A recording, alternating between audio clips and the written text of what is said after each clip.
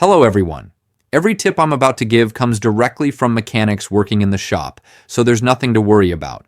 When your Tesla shows the message, unable to mount USB device file system, what it's really saying is, I tried to use that USB, but I can't read it.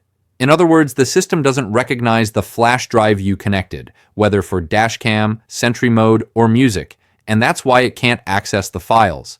Many mechanics agree that this error often appears after a software update or when the USB has been heavily used and has become fragmented or corrupted. There are cases where the message shows up intermittently, disappears when you restart the car, and reappears when reconnecting the same USB. Basically, the Tesla gets confused by what it sees on the device. One of the most common causes is that the USB isn't formatted correctly.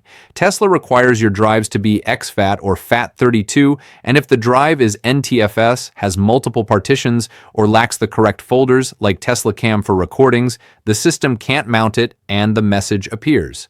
So even if it works on your computer, Tesla might find it unreadable.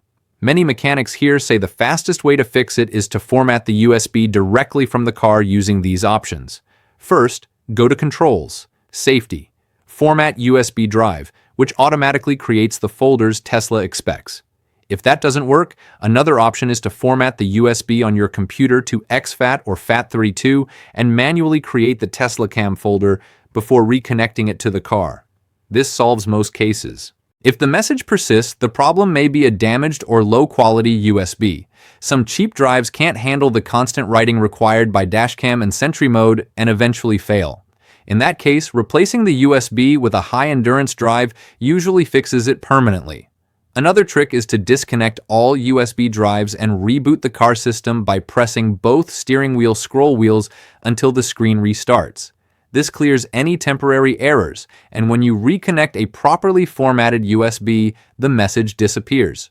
It's also important to use the correct port, since some Tesla ports are charge-only and won't record data.